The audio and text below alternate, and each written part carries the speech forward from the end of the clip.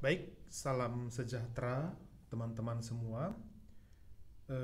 Di sini saya akan melanjutkan pembahasan kita mengenai teori laminat klasik dan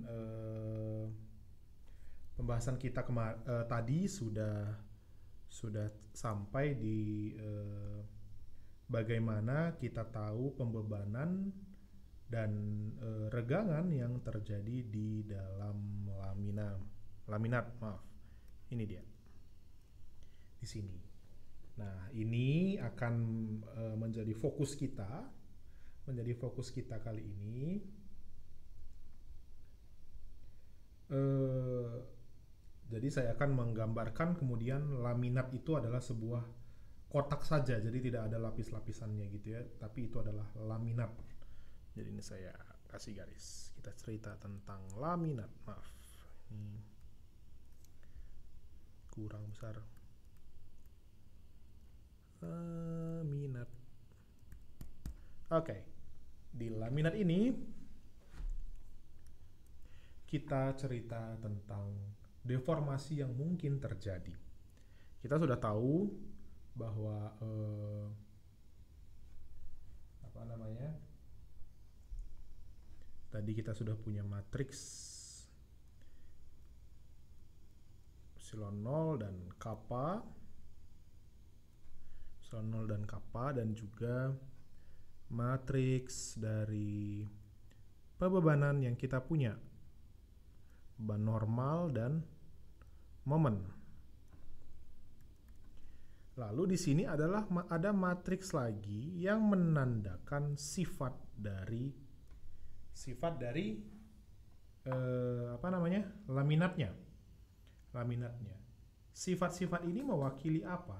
Tentu pertama nanti karena ini 2 kali 2 kita bisa bagi menjadi 4 ya teman-teman ya, menjadi 4. Pertama, ini dengan ini gitu ya, n dengan epsilon ini, apa hubungan mereka gitu ya, matriks di sini dengan ini akan menghasilkan n ini gitu teman-teman. Jadi di sini kita punya matriks bernama matriks A.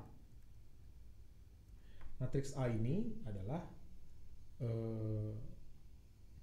namanya adalah matriks A ini adalah laminat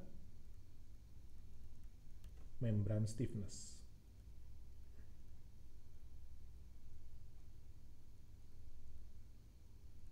Membran stiffness gitu ya. Lalu maaf ini belum sampai ke situ kita. Nah, matriks A ini menandakan hubungan antara epsilon 0 dan n ini.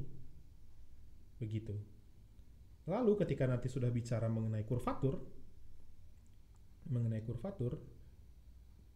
kaitannya dengan apa namanya, n juga, maka nanti kita punya sebuah matriks di sini bernama matriks B. Gitu ya, matriks B. Matriks B ini dia simetri, kita karena ini material ortotropik, ada di sini juga. Begitu. Lalu terkait sama yang terakhir mengenai kurvaturnya, nanti kita punya matriks A, B, D. Kita punya D.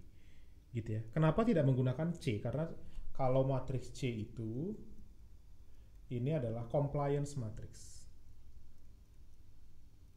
Compliance matrix gitu ya.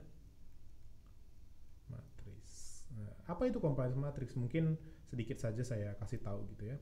Tadi kita udah cerita mengenai apa namanya, regangan dan tegangan gitu ya. Maaf ini hilang. Regangan dan tegangan. Jadi kalau misalkan ada sebuah tegangan, ini adalah merupakan fungsi dari regangan, ini adalah stiffness gitu ya. Tapi jika kita ingin mencari regangan dari tegangan atau kita putar, maka ini dalam bentuk matriks ini adalah stiffness. Lalu kalau misalnya kita putar, Ini adalah epsilon sama dengan titik-titik dari sebuah sigma gini ya. Ini apa? Ini adalah stiffness tapi inverse. Seperti itu. Inverse dari stiffness apa? Biasanya ditulis sebagai compliance. Seperti itu teman-teman. Jadi tidak menggunakan notasi C gitu ya. Sedangkan B itu adalah laminat bending stiffness. Sedangkan D adalah membran bending coupling stiffness. Jadi hubungan antara kurvatur dengan membrannya gitu ya, dengan laminat kita. Bagaimana cara menghitung A, bagaimana cara menghitung B ataupun D tidak akan saya jelaskan di sini dan akan dijelaskan di mata kuliah komposit. Bagaimana cara menghitungnya. Tapi nanti di Genlam kita akan mengeluarkan matriks ini seperti itu. Matriks ini disebut apa? Matriks ini disebut sebagai konstanta teknik. Oh maaf, ini sebagai matriks ABD ya. Kalau konstanta teknik itu adalah kekuatan, modulus elastisitas, modulus geser dan sebagainya. Seperti itu. Jadi kita begini. Tetapi yang kita punya dalam laminat itu kan bukan regangan ya teman-teman ya. Ini kita tidak tahu ya regangan ini berapa. Kita tidak memberikan regangan dalam perhitungan teori laminat klasik, tapi memberikan beban. Kita menginput beban untuk mengetahui berapa regangannya. Oleh karena itu kita harus putar posisinya gitu ya. Kita harus putar posisinya. Jadi ini adalah epsilon 0, ini adalah kappa. Ini adalah N, ini adalah M. Lalu selanjutnya ini adalah matriks ABBD. Tetapi ini adalah inverse. Inverse-nya ya teman-teman ya, karena kita tukar posisinya. Kira-kira demikian. Seperti itu. Jadi dari sini kita bisa dapat regangan laminat. Nah, regangan di laminat. Seperti itu. Jadi kalau misalkan kita kembali ke awal tadi ini, kita cerita ini tadi. Nah, ini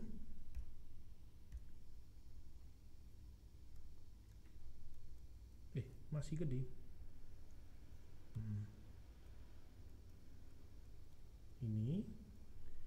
Ini kita akan mendapatkan matriks A B D. Ini dari perhitungan dari sini ya, ini perhitungan. Nah, matriks ABD ini posisinya akan menjadi seperti ini.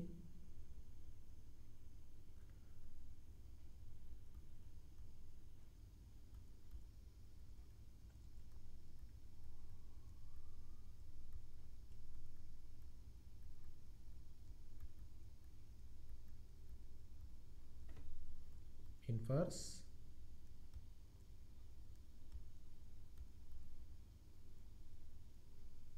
lalu ini adalah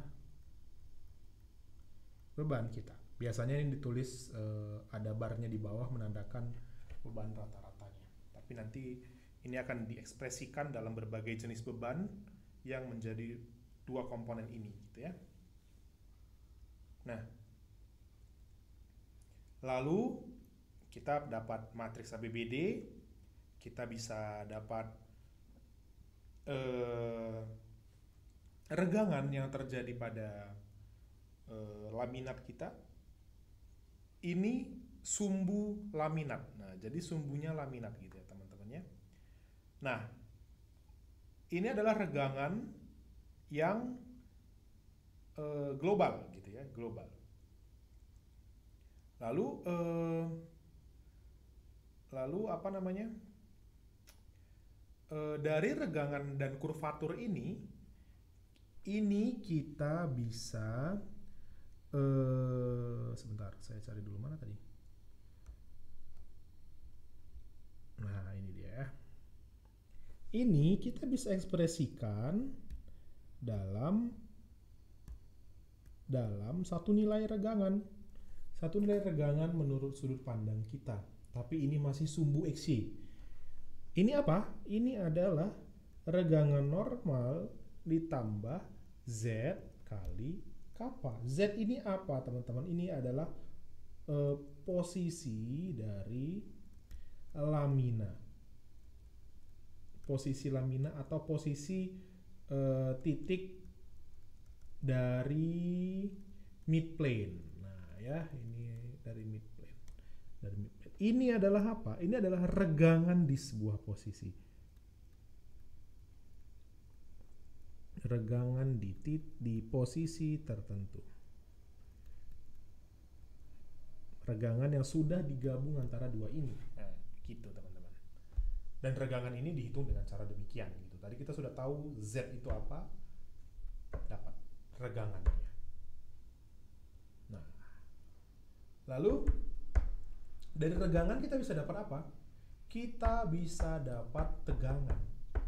Kita bisa dapat tegangan lagi nih. Kita bisa mendapatkan tegangan yang terjadi pada laminat. Nah, tegangan ya. Tegangan pada lamina. Ini K itu menunjukkan nama lamina. Maaf, saya tadi belum jelaskan sepertinya. Jadi K itu adalah urutan lamina. Ini 1, ini artinya K sama dengan 1. Ini adalah K sama dengan 2. K sama dengan N. Seperti itu, teman-teman. Lamina keberapa? Lamina yang mana? Seperti itu. Nah, ini kan posisi di posisi tertentu. Ini adalah apa namanya? Matriks dari laminat gitu ya, kibar dikali dengan regangan yang udah kita dapat di sini. Nah, ini dia regangan ini.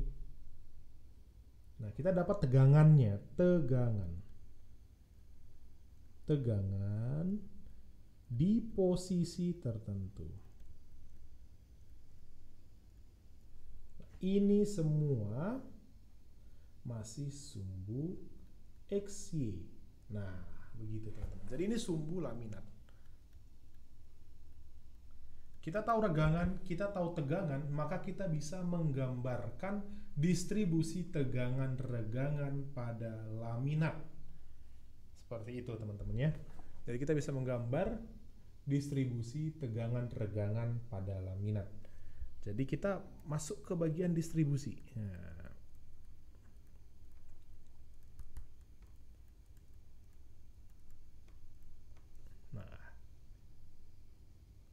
tapi sebelumnya saya coba catat dulu di sini ya. Nah, ini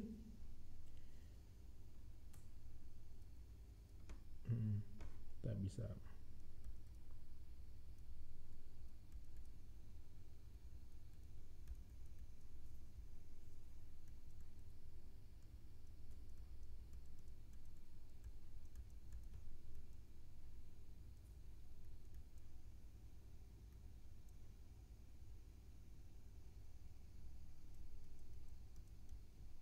XY seperti itu, teman-teman ya. Dari sini kita bisa menggambarkan distribusi tegangan.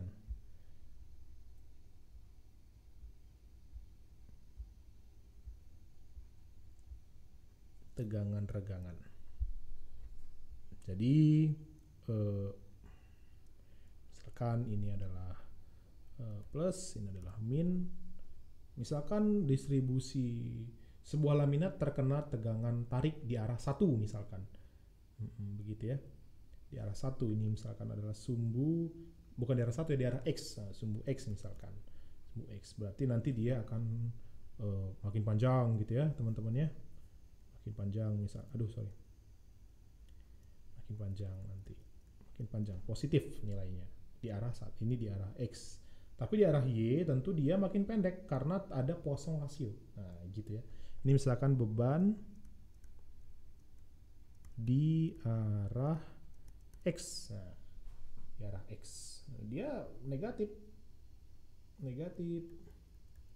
Karena ada Poisson rasio. Nah, ini adalah negatif, positif. Tetapi di arah 1, 2, di arah ini adalah Y, ini adalah XY. Artinya apakah terjadi regangan geser di sini? Apakah terjadi regangan geser? Nah, tentu kalau dia hanya normal tidak ada tegangan geser, dia 0 saja. Kira-kira begitu. Ini adalah laminat. Laminat gitu ya teman-teman ya. Artinya ini terdiri dari lamina-lamina. Begitu. Nah, ini adalah regangan ini kan regangannya, regangan.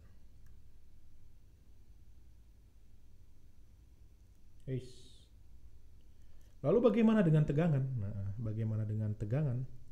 Kalau tegangan bagaimana? Tegangan tentu itu tergantung dari orientasi si laminat. Si laminat bisa saja nanti tegangan yang terjadi itu seperti apa ya? Seperti ini misalkan ya. Ini naon ya? Salah.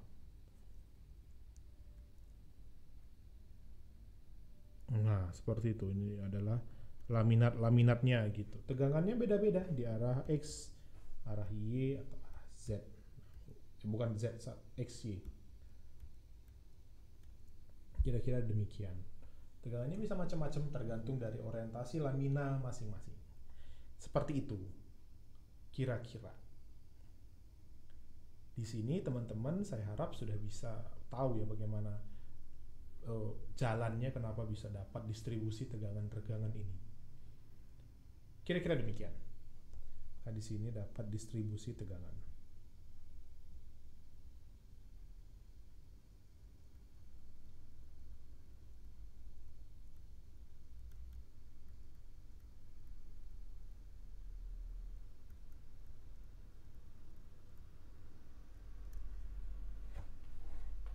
Yap. Oke, selanjutnya di Genlam sendiri, teman-teman kita tahu tujuannya itu mendapatkan distribusi tegangan-regangan dan juga kriteria kegagalan. Nah, selanjutnya saya akan cerita mengenai kriteria kegagalan. Kriteria kegagalan dalam komposit itu ada 2 yang kita pakai, ada first ply failure dan ada last ply failure. Nah, bagaimana kita mengevaluasi itu? Nah, selanjutnya tadi kita lihat aja di bagian terakhir yang kita dapat tadi adalah distribusi tegangan-regangan di sumbu laminat, di sumbu XY. Nah, sumbu XY. Maka selanjutnya supaya kita bisa mengetahui kegagalan. Kegagalan itu kan dialami oleh lamina ya teman-teman, lamina. Jadi kalau laminat itu gagal, itu ditentukan oleh kegagalan laminanya. Sebelum kita masuk ke kriteria, berarti kita harus tahu bagaimana cara memandang satu lamina. Satu lamina. Jadi tadi ini kita cerita di sumbu XY. Di sumbu XY ya teman-teman ya. Di sumbu XY. Tegangan di sumbu XY misalkan. Kita misalkan evaluasi dari tegangan. Ini harus diubah menjadi tegangan di arah 1, 2. Nah, jadi tadi kita sudah masuk ke XY, kita sudah dapat distribusi tegangan-regangan, kita mau melihat si lamina ini gagal atau enggak. Dengan cara apa? Kita kembalikan lagi tegangan-regangan ini ke arah 1, 2. Bagaimana? Dengan menggunakan matriks transformasi lagi. Seperti itu. Nah, begitu ya teman-teman ya. Jadi kita ubah ke 1, 2 untuk melihat kriteria kegagalan. Seperti itu. Nah, jadi di sini di mana? Ini menjadi sigma K, tapi ini adalah sumbu 1, 2 untuk dapat kriteria kegagalan.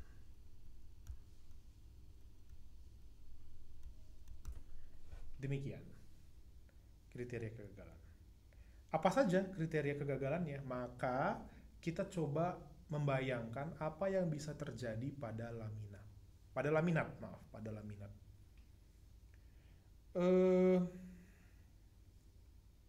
Pertama begini. Material gagal ini ada dua kriteria ya. Ini saya tulis aja, FPF dan LPF. Perhitungan ataupun detail dari kedua ini tidak akan saya jelaskan. Nanti saya akan jelaskan hanya menggunakan lokus dan model-model saja. Nanti tambahan akan didapatkan dari kelas komposit. Tapi untuk keperluan modul ini saya akan terangkan ini secara ringkas. Nah, pertama kita bayangkan sebuah laminat seperti ini. Ini adalah sebuah laminat. Waduh, nggak bisa besar. Laminat. Nah, ini ya, dia terdiri dari lapisan-lapisan lamina. Lapisan-lapisan lamina. Kapan sih laminat ini kita sebut rusak? Nah, itu yang perlu kita lihat ya. Laminat rusak bisa banyak kriteria. Pertama, bisa saja kita sebut laminat ini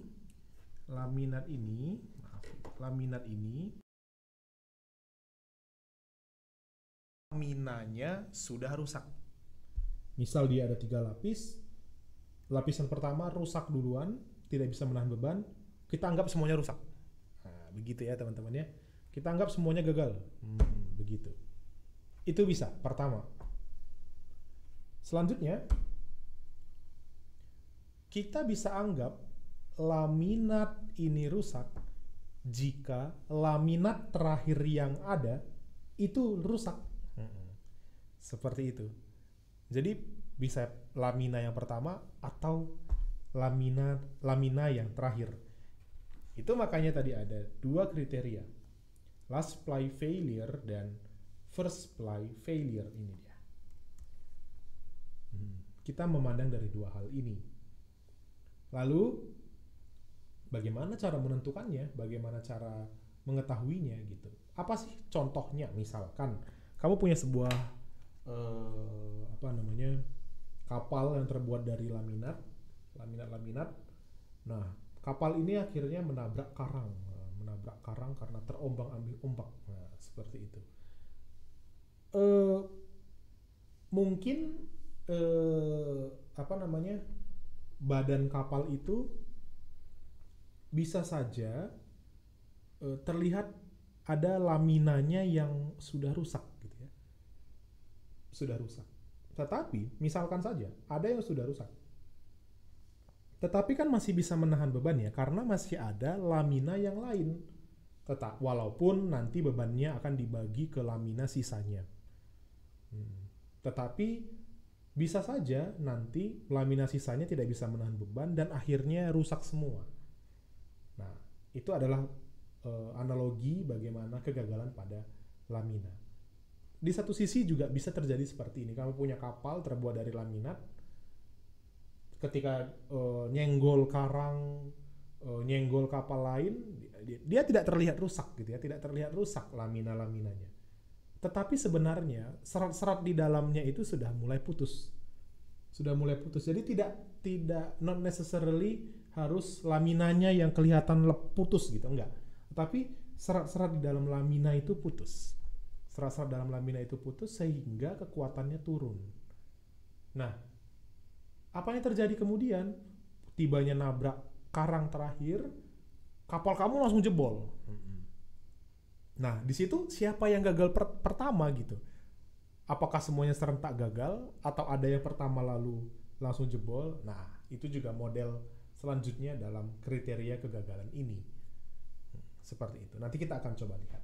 Nah, selanjutnya kita akan coba lihat bagaimana lokus dari kegagalan ini. Mungkin teman-teman pernah ingat year locus di sifat mekanik material. Saya akan coba bawakan ini ya, sebentar.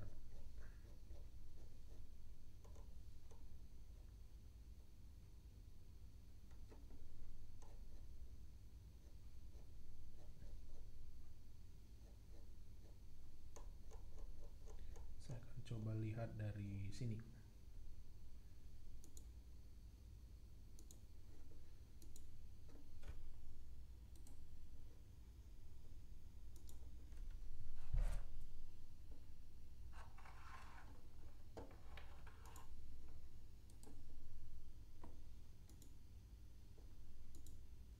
Kecil sekali. Nah, ini adalah yield locus dari FPF. Ini adalah F. Duh, tidak besar dia. Bagaimana sih? Lihat.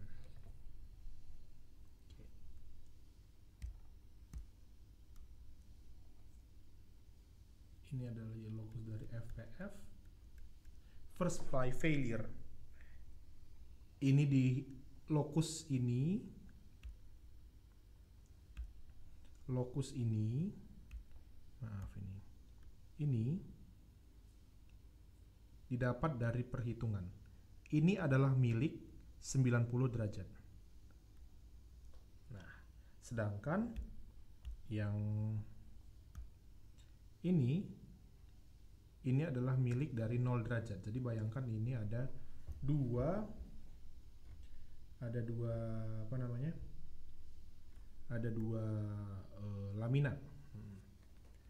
Lalu selanjutnya bagaimana kita melihat lokus ini? Mana daerah amannya? Daerah aman itu berada di tengah ini ya. Di tengah ini. Daerah aman. Jadi ini apa sumbunya? Sumbunya itu adalah epsilon 1 dan epsilon 2. Karena ada dua sumbu ya. Dan sumbunya 1, 2. Seperti itu kira-kira. Ini adalah daerah aman dari FPF. Jadi jika di titik yang hitam ini, yang pertama ini, apa yang terjadi di situ? Ke sana. Maka yang 0 derajat akan rusak duluan. Rusak duluan. Lalu apa yang terjadi jika ke sana? Yang 90 akan rusak duluan. Begitupun dengan yang ini. Begitu. Selanjutnya, kalau misalkan dia lewat sini bagaimana? Dia akan serentak rusaknya gitu ya. Sama-sama menjadi yang pertama. Nah, kira-kira begitu. Ini adalah yield locusnya. Bagaimana cara menghitungnya? Ada di mata kuliah komposit. Selanjutnya, untuk yang LPF atau last fly failure. Di sini agak beda.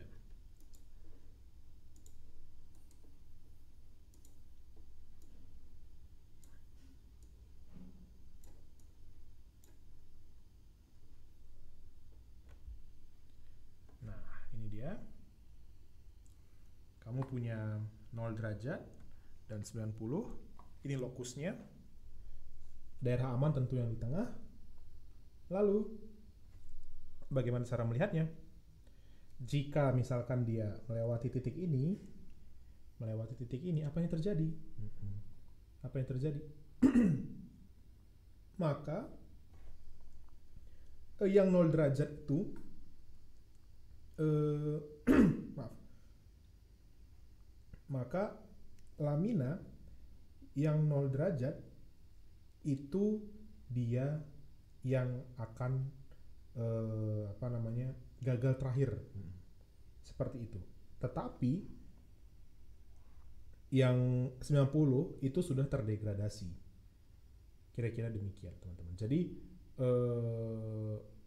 gagal terakhir itu tidak serta-merta harus terakhir patah gitu. Jadi bisa saja nanti yang 90 ini degrade.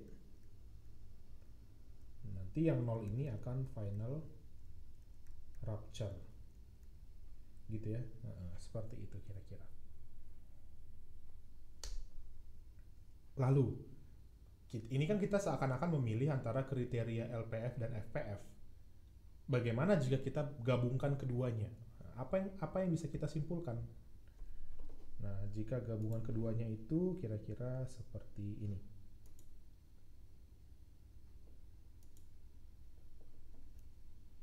Bentar, teman-teman ya.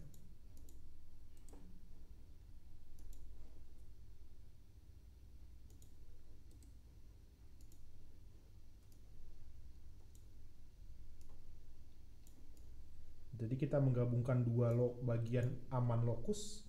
Ini tadi LPF, ini adalah FPF, LPF. Nah, dua gabungan lokus gitu. Apa yang terjadi dengan mereka? Nah, di sini teman-teman akan lihat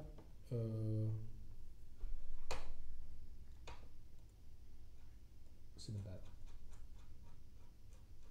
Akan lihat penggabungan dari dua lokus, masih anggap ada dua lamina di sini.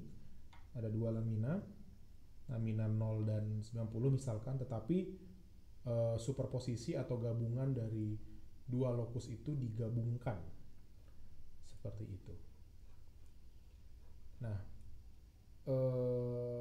apa yang bisa kita lihat dari situ gitu ya? Apa yang bisa kita lihat dari gambar ini? Kita akan coba evaluasi masing-masing titik dari gambar itu ya teman-teman ya. Sebentar. Pertama coba kita lihat yang titik A ini.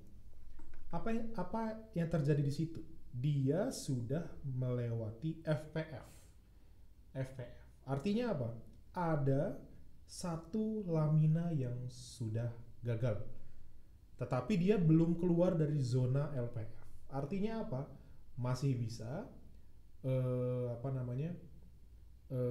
masih bisa menahan beban. Gitu ya, masih bisa menahan beban. Materialnya walaupun sudah ada yang putus, sudah ada yang degrade mungkin tidak gagal. Tidak gagal ketika melewati A.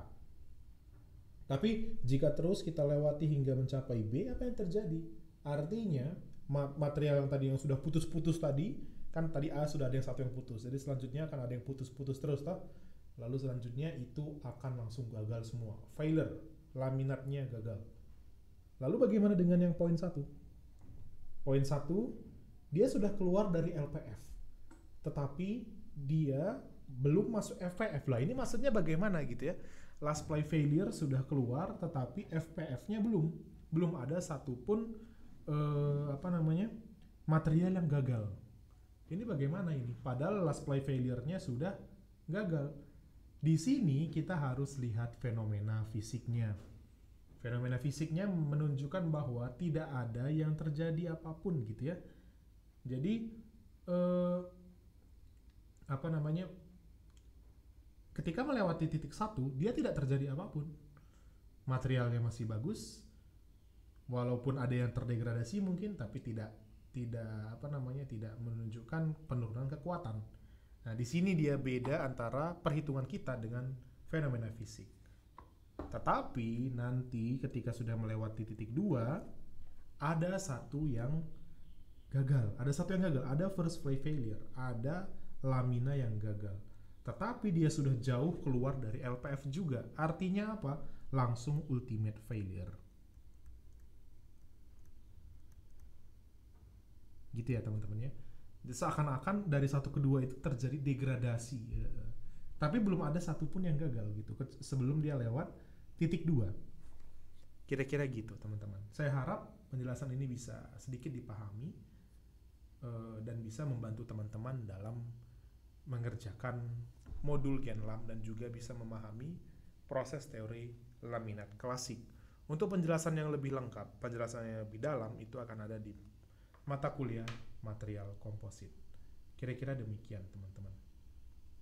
Saya akan evaluasi lagi dari yang dari skema kita, skema teori laminat klasik ini. Nah, pertama tadi kita sudah punya sifat-sifat dari dari material penyusun lamina. Material penyusun laminanya ada E11, E22, dan ini didapat dari mechanical test ataupun dari mikromekanik.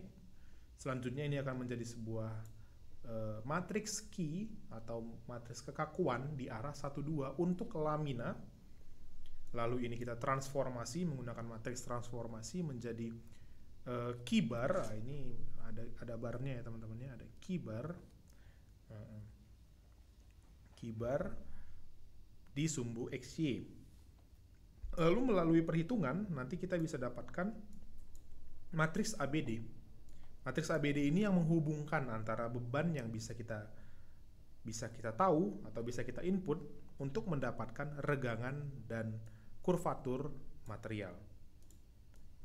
Lalu selanjutnya ini akan menjadi sebuah regangan di titik tertentu. Regangan di titik tertentu merupakan fungsi dari posisinya, posisi Z-nya, dan juga kurvatur dan regangan normal. Selanjutnya regangan ini akan menjadi sebuah tegangan dengan mengalihkannya dengan matriks kekakuan di sumbu XY atau K-bar tadi, gitu ya. Ini matriks yang dimiliki oleh lamina di sumbu XY. Dari sini kita ingin melihat kriteria kegagalan dengan cara apa? Kita pindahkan lagi dia ke sumbu 1,2 menjadi sebuah matriks sigma di sumbu 1,2, lalu dievaluasi kriteria kegagalan menggunakan dua kriteria, FVF dan LPF, yang dimana ada perhitungannya. Kira-kira di sini dulu akhir dari penjelasan ini.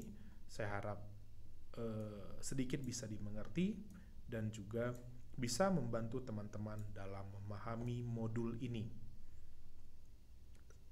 Terima kasih. Salam sejahtera untuk kita semua. Amin.